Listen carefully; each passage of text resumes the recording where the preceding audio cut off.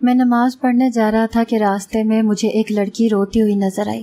وہ مجھے دیکھتے ہی بولی، میں منگل والے دن پیدا ہوئی ہوں، اسی لیے کوئی بھی مجھ سے شادی نہیں کرتا، سب مجھے منحوس کہتے ہیں، اسی وجہ سے میری بھابھی نے مجھے گھر سے نکال دیا ہے۔ اسی دوران لوگوں کی بھیڑ جمع ہونے لگی اور سب اسے منحوس کہنے لگے۔ میں نے فوراً اس سے شادی کی حامی بھر لی تاکہ سب کو دکھا سکوں کہ وہ منحوس نہیں ہے، مگر اب میں جب بھی صبح اٹھتا تو میں زخموں سے چور حالت میں باہر دروازے پر گرا ہوتا، حالانکہ میں رات کو کمرے میں ہی سوتا تھا۔ یوں ایک دن میں نے اپنے کپڑے نوکرانی کو پہننے کو دیے اور خود باہر ہی چھپ کر بیٹھ گیا، مگر فجر سے 10 منٹ پہلے میرے پاؤں تلے سے زمین نکل گئی جب میری بیوی نے…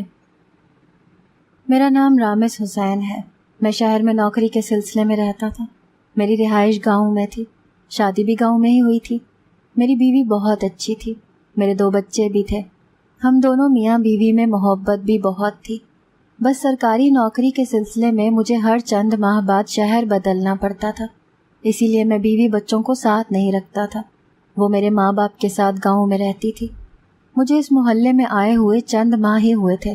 میں صوم و صلات کا پابند تھا، باجماعت مسجد میں نماز ادا کرنے جاتا تھا۔ میری عادت تھی کہ میں زیادہ تر نظریں جھکا کر ہی رکھتا تھا اور دھیمے لہجے میں ہی بات کرتا تھا۔ محلے دار میری عزت کرتے تھے۔ پہلے پہل تو سب کچھ ٹھیک ہی رہا، لیکن پچھلے 1 ماہ سے مجھے یوں محسوس ہوتا تھا جیسے کوئی مجھے دیکھ رہا ہے۔ چند دن تو میں اس بات کو نظر انداز کرتا رہا، لیکن پھر میں ان نظروں سے الجھنے لگا تھا۔ میں اپنی عادت کے برخلاف دائیں بائیں نظریں دوڑا کر ڈھونڈنے لگا کہ آخر مجھے دیکھ کون رہا ہے، لیکن گلی کے دونوں اطراف بہت سے گھر بنے ہوئے تھے، کون کہاں سے مجھے مسلسل دیکھ رہا ہے میں کیسے ڈھونڈ سکتا تھا؟ 1 ماہ تک میں کسی کی نظروں کے حصار میں ہی خود کو محسوس کرتا رہا۔ 1 ماہ بعد جب میں اپنے گھر سے باہر نکلا تو چند قدم چلتے ہی ایک لڑکی میرے سامنے کھڑی ہو گئی۔ دیکھنے میں تقریباً 24 سال کی تھی، شکل و صورت کی بھی بھلی لگ رہی تھی۔ مجھ سے کہنے لگی کہ میں آپ کو روز دیکھتی ہوں، آپ بہت نیک اور شریف انسان ہیں، مجھے آپ سے کچھ پوچھنا ہے، کیا منگل کو پیدا ہونے والے لوگ منحوس ہوتے ہیں؟ میں نے کہا کہ ایسا کچھ بھی نہیں ہے۔ کہنے لگی کہ میں منگل کو پیدا ہوئی تھی، سب لوگ مجھے منحوس کہتے ہیں کیونکہ جو بھی مصیبت گھر پر آتی ہے اس کی وجہ میں ہوتی ہوں، کیونکہ میں منگل کو پیدا ہوئی تھی۔ مجھے اس لڑکی کی بات کچھ عجیب سی لگی۔ میں نے کہا کہ یہ سب من گھڑت باتیں ہیں، سب دن اللہ کے ہوتے ہیں، کوئی بھی دن منحوس نہیں ہوتا۔ میری بات سن کر وہ وہاں سے چلی گئی۔ چند دن کے بعد وہ مجھے پھر گھر کے باہر نظر آئی۔ اس بار وہ بے تحاشا رو رہی تھی۔ میں نے اس سے وجہ پوچھی تو کہنے لگی کہ میری بھابھی کہتی ہے کہ تم منحوس ہو، تمہارا جو بھی رشتہ آتا ہے وہ شخص ایکسیڈنٹ سے زخمی ہو جاتا ہے، لوگ تو مجھے منحوس ہی سمجھتے ہیں۔ میرا جو بھی رشتہ آتا ہے ان کے ساتھ اگلے روز ہی کوئی حادثہ پیش آ جاتا ہے، اسی لیے مجھ سے کوئی شادی بھی نہیں کرتا۔ اس کی باتوں پر اور اس کے رونے سے میں کچھ گھبرا سا گیا تھا۔ وہاں چلتے ہوئے راہگیر جمع ہونے لگے تھے، کچھ ہی دیر میں لوگوں کا مجمع سا لگنے لگ گیا تھا۔ ان میں سے کچھ لوگ یہ کہنے لگے کہ یہ لڑکی منحوس ہے۔ میں نے کہا کہ یہ سب دقیانوسی باتیں ہیں، اسلام میں ایسی کسی بات کا کوئی ذکر نہیں ہے۔ میری بات سن کر وہ کہنے لگی کہ میں کہاں جاؤں؟ میں نے لوگوں کو نظر انداز کر کے اس لڑکی سے کہا کہ مجھے اپنے گھر لے جاؤ، میں اس کی بھابھی کو سمجھانے کی کوشش کرتا ہوں۔ لڑکی مجھے اپنے گھر کے پاس لے گئی۔ دروازہ کھٹکھٹانے پر ایک عورت کی چنگاڑتی ہوئی آواز اندر سے سنائی دی۔ وہ کہہ رہی تھی کہ تم منحوس ہو، یہاں سے چلی جاؤ ورنہ ہمیں برباد کر دو گی۔ یہ سن کر تو اس لڑکی کا رونا اور بھی تیز ہو گیا۔ اس لڑکی کے بجائے میں نے کہا کہ دروازہ کھولیں۔ میری آواز سن کر اس کی بھابھی نے دروازہ کھول دیا، لیکن میرے ساتھ اس لڑکی کو دیکھ کر وہ لڑکی کو گھورنے لگی، کہنے لگی یہ منحوس یہاں کیوں آ گئی؟ میں نے کہا کہ یہ باتیں دین کے خلاف ہیں۔ وہ کہنے لگی تم نہیں جانتے، یہ منگل کو پیدا ہوئی تھی اور اسی دن اس کی ماں کا انتقال ہو گیا تھا۔ اس کے چند سال بعد اس کے والد بھی اللہ کو پیارے ہو گئے، وہ بھی منگل کے دن۔ میرے میاں اور سسر کے پاس بے تحاشا دولت تھی، لیکن ہم لوگ اس کی نحوست کی وجہ سے بالکل کنگلے ہو گئے، یہاں تک کہ میرے میاں کو بیرون ملک نوکری کرنی پڑ رہی ہے تاکہ اس کی نحوست کا سایہ ان پر نہ پڑ سکے۔ میرے بچے بیمار رہنے لگے ہیں، چند دنوں میں میرا شوہر آنے والا ہے، میں نہیں چاہتی کہ وہ اسے دیکھے اور اس کی یہ نوکری بھی چلی جائے۔ میں نے اسے پیسے پکڑا دیے ہیں کہ یہ دارالامان چلی جائے، لیکن یہ ہمیں مار کر ہی دم لے گی۔ میں نے اس کی بھابھی کو سمجھاتے ہوئے کہا کہ یہ سب اللہ کی طرف سے آزمائش بھی ہو سکتی ہے۔ وہ لوگ اس لڑکی کو کسی بھی دن کے ساتھ منحوس مشروط نہ کریں۔ وہ کہنے لگی کہ میاں، تمہیں اگر لگتا ہے کہ ہمارا وہم ہے تو نکاح کر لو اس سے اور لے جاؤ اسے اپنے گھر۔ یہ سن کر مجھے حیرت کا جھٹکا لگا۔ میں نے کہا کہ میں ضرور کر لیتا، لیکن میں پہلے سے بال بچے دار ہوں۔ محلے کے چند مرد بھی وہاں موجود تھے۔ اس کی بھابھی کہنے لگی کہ تم ایک بار اس سے شادی تو کر لو، تمہیں پتہ چل جائے گا کہ یہ کتنی منحوس ہے، تم اسے خود ہی چھوڑ دو گے۔ میں چپ سا ہو گیا، عجیب الجھن میں پھنس چکا تھا۔ اگر میں شادی سے انکار کرتا تو اس کی بھابھی سمیت وہاں موجود ہر شخص یہی کہتا کہ میں اپنی بات سے پھر رہا ہوں اور شادی میں کرنا نہیں چاہتا تھا۔ میری بیوی مجھ سے بہت محبت کرتی تھی، میں بھی اسی کو چاہتا تھا، اور پھر دو ذمہ داریاں سنبھالنا نہیں چاہتا تھا۔ میرے پاس پیسوں کی کمی ہرگز نہیں تھی، لیکن میں 2 شادیاں کرنے کا قائل نہیں تھا۔ لوگوں کی چہمگوئیاں شروع ہو چکی تھیں کہ بات کرنا، لیکچر دینا تو آسان ہے، لیکن ایسی مصیبت کے ساتھ نباہ کرنا مشکل ہے۔ کوئی کہہ رہا تھا کہ یہ تو کبھی نکاح نہیں کرے گا، بس باتیں ہی ہیں، جتنی چاہے کروا لو۔ میں نے بنا سوچے سمجھے سب کے سامنے کہہ دیا کہ آپ لوگ مجھ سے اس لڑکی کا نکاح کر دیں۔ لوگ میرا جواب سن کر چپ ہو گئے۔ اس لڑکی کی بھابھی تو خوشی سے پھولے نہیں سما رہی تھی۔ چند لوگوں کی موجودگی میں میرا فرزانہ کے ساتھ نکاح ہو گیا۔ میں اسے اپنے گھر لے گیا۔ وہ رو رہی تھی، کہنے لگی آپ اپنی زندگی میں خوش باش تھے، مجھ جیسی منحوس کو کیوں اپنا لیا؟ آپ کی بیوی کو اگر پتہ چلا تو وہ کیا سوچے گی؟ میں نے کہا کہ جو سچ ہے وہی بتا دوں گا، کچھ وقت تو ناراض رہے گی، لیکن میری بیوی اچھی ہے، وقت گزرنے کے ساتھ ساتھ سمجھ جائے گی۔ وہ یہ بات سن کر گھبرا سی گئی، کہنے لگی خدارا انہیں کچھ مت بتائیے گا، ابھی آپ یہ شادی چھپی ہی رہنے دیں۔ میں نے کہا کہ میں نے کوئی جرم نہیں کیا کہ میں اس بات کو چھپاؤں۔ وہ بری طرح سے نروس تھی، شاید اسے اس بات کا ڈر تھا کہ کہیں یہ بات سن کر میری بیوی یہاں پہنچ کر ہنگامہ نہ کھڑا کر دے۔ میں نے اسے تسلی دی کہ وہ بہت اچھی ہے، میری مجبوری کو ضرور سمجھے گی، لیکن فرزانہ بہت خوفزدہ سی لگ رہی تھی۔ رات کافی ہو چکی تھی۔ وہ بہت دیر تک اپنی بھابھی کے مظالم ہی کی کہانیاں مجھے سناتی رہی۔ نہ جانے کب میری آنکھ لگی۔ صبح میں شور کی آواز پر اٹھا تھا، میرا جسم درد سے چور تھا۔ نہ جانے کیوں میں نے آنکھیں کھولی تو میں گلی کے باہر لیٹا ہوا تھا۔ مجھے حیرت کا جھٹکا سا لگا تھا۔ میں اٹھ کر بیٹھ گیا۔ مجھے یوں محسوس ہو رہا تھا جیسے مجھے مارا گیا ہے، لیکن یہ کیسے ممکن تھا؟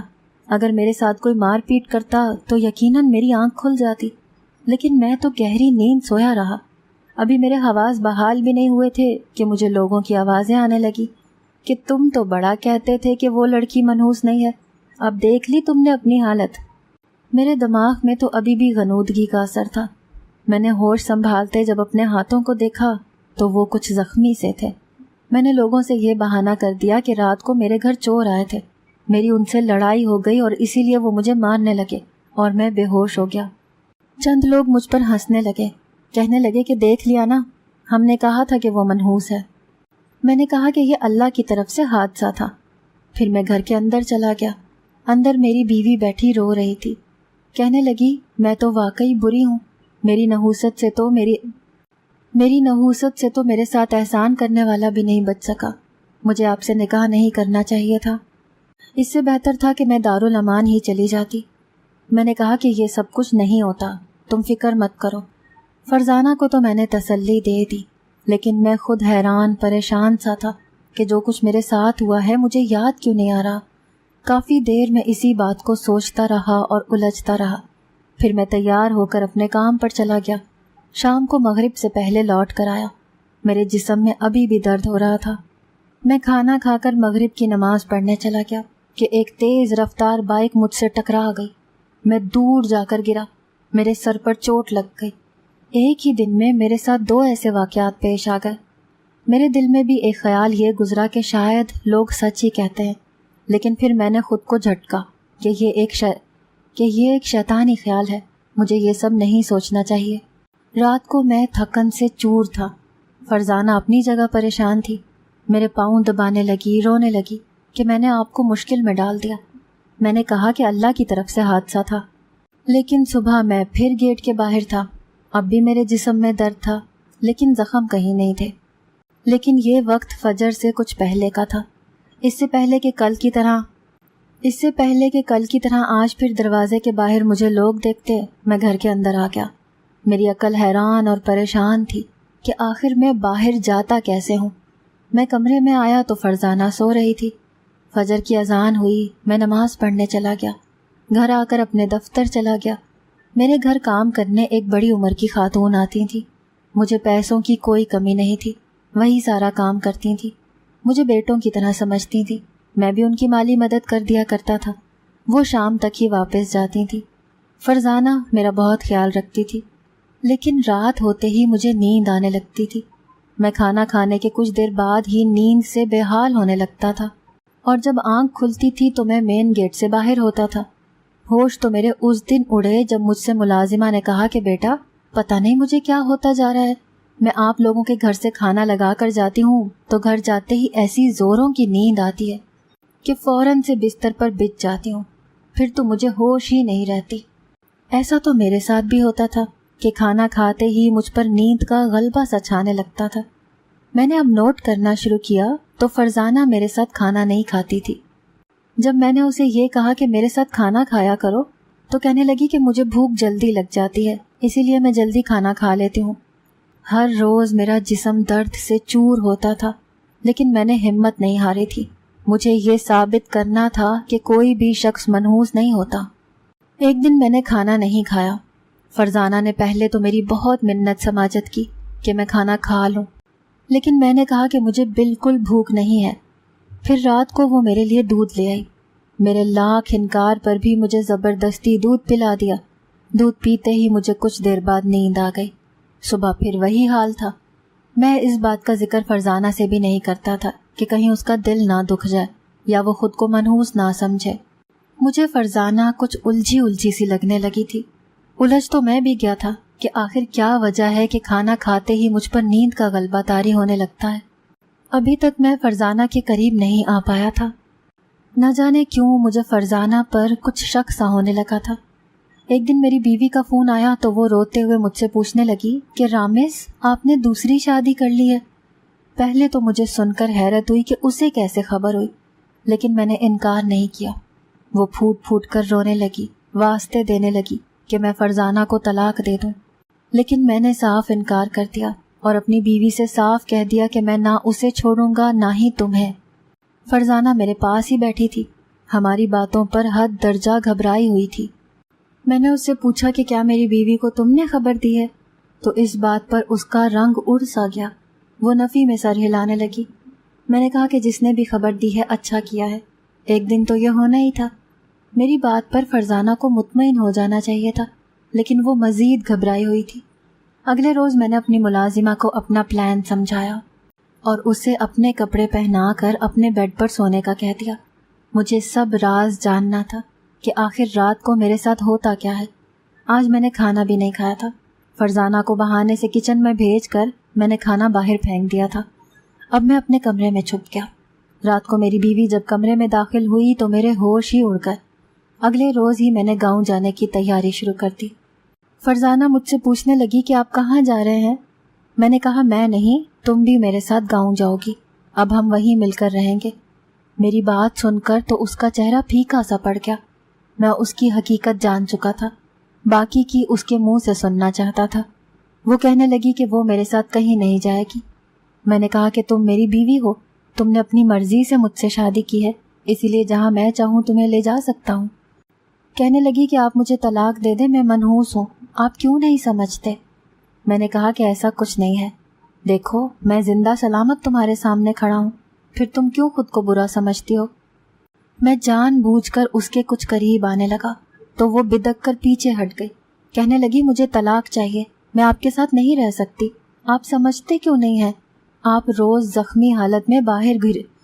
یہ کہہ کر اس کی زبان کو بریک لگ گئی کیونکہ جب میں صبح باہر سے اندر کمرے میں آتا تھا تو وہ سو رہی ہوتی تھی. پھر اسے کیسے پتا کہ میں باہر سے آیا ہوں؟ میں تو اسے یہ بات بتاتا ہی نہیں تھا.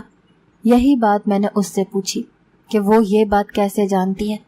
اب وہ خوفزدہ ہونے لگی.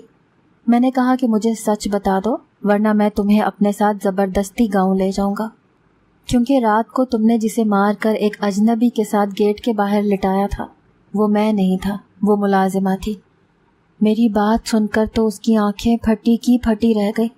اس کے بعد وہ پھوٹ پھوٹ کر رونے لگی، کہنے لگی کہ وہ شادی شدہ ہے اور جو لڑکا مجھے روز مار پیٹ کر کے گیٹ کے باہر لٹاتا تھا وہ اس کا شوہر ہے۔ یہ سن کر تو میرے حواس ہی گم ہو گئے۔ یہ کیا کہانی تھی؟ وہ شادی شدہ تھی تو مجھ سے شادی کیوں کی؟ نکاح پر نکاح کیا تھا اس نے۔ میں نے کہا کہ تم نے اپنے شوہر کے ہوتے ہوئے مجھ سے شادی کیوں کی؟ کہنے لگی کہ اسی کے کہنے پر۔ دراصل وہ غصے کا تیز تھا، لیکن اس سے محبت بھی بہت کرتا تھا۔ ایک دن غصے میں اس نے فرزانہ کو طلاق دے دی۔ وہ روتے دھوتے بھائی کے گھر چلی گئی۔ اس کا بھائی بیرون ملک میں تھا۔ بھابھی اسے دیکھ کر منہ بنانے لگی۔ فرزانہ کو ویسے بھی وہ اچھا نہیں سمجھتی تھی، کیونکہ اس نے پہلی شادی اپنی پسند سے ضد کر کے کی تھی۔ فرزانہ کا سابقہ شوہر چند دن بعد ہی مجھ سے ملنے آیا، کہنے لگا کہ اسے اپنی غلطی کا احساس ہو گیا ہے۔ فرزانہ کی بھابھی نے اسے دھکے دے کر نکال دیا کہ اب تم طلاق دے چکے ہو، تمہارا فرزانہ سے کوئی واسطہ نہیں۔ لیکن وہ بار بار آتا رہا، معافیاں مانگتا رہا۔ پھر ایک دن اسے کہنے لگا کہ مجھے بس ایک موقع اور دے دو۔ اس نے کہا کہ آپ نے خود ہی سارے راستے بند کیے ہیں۔ کہنے لگا فرزانہ حلالہ کر لے، لیکن وہ نہیں مان رہی تھی کہ یہ سب ممکن نہیں ہے اور اس کا شوہر اسے کیوں طلاق دے گا۔ وہ کہنے لگا کہ تم خود کو منحوس مشہور کر دو، باقی اس کا شوہر سب سنبھال لے گا۔ فرزانہ کی بھابھی بھی اس ڈرامے کے لیے تیار ہو گئی۔ چونکہ میں نیا نیا اس محلے میں آیا تھا، میرے بارے میں فرزانہ کے شوہر نے ساری معلومات حاصل کر لی تھی۔ کہنے لگا کہ یہ شریف انسان ہے، پہلے سے شادی شدہ بھی ہے، فرزانہ مجھ سے شادی کر لے، پھر وہ دونوں مل کر مجھے اس بات کا یقین دلا دیں گے کہ فرزانہ واقعی میں منحوس ہے، اسی لیے میں اسے طلاق دے دوں گا اور وہ اپنے پہلے شوہر سے شادی کر لے گی۔ میں نے کہا کہ تم نے غلط کیا ہے اور یوں حلالہ نہیں ہوتا، تم میری بیوی ہو، اسی لیے میں تمہیں چھوڑنا نہیں چاہتا، اور جو شخص تمہیں غصے میں ایک بار طلاق دے سکتا ہے وہ دوبارہ دینے سے بھی نہیں چکے گا۔ تم کیوں اس کی خاطر خود کو برباد کرنا چاہتی ہو؟ وہ کہنے لگی کہ وہ آپ کو زندہ نہیں چھوڑے گا۔ کھانے میں نیند کی دوا وہ اسی کے کہنے پر ڈالتی تھی تاکہ میں فرزانہ کے پاس نہ آ سکوں۔ تیز بائک چلا کر میرے ساتھ بھی وہی ٹکرایا تھا۔ فرزانہ کو منحوس کہہ کر اس کی بھابھی کے سامنے اسی نے ایسے جملے بولے تھے۔ آپ نے جلد بازی میں مجھ سے نکاح کر لیا۔ میں نے اس سے پوچھا کہ مجھے یہ بتاؤ کہ تم کیا چاہتی ہو۔ میری بات سن کر وہ مجھے ٹک ٹکی باندھے دیکھنے لگی، آنکھوں سے آنسو بہہ رہے تھے۔ کہنے لگی مجھے نہیں پتا، لیکن مجھے آپ کے صبر پر حیرت ہوتی تھی۔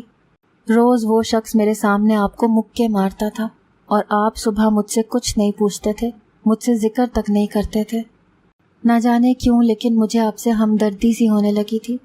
کئی بار میں اس کا ہاتھ روک دیتی تھی کہ بس کرو، کیوں اس بے قصور کو اتنا مار رہے ہو، مگر وہ کہتا تھا کہ یہ شخص اتنا ڈھیٹ کیوں ہے، کیوں تمہیں منحوس سمجھ کر چھوڑ نہیں دیتا۔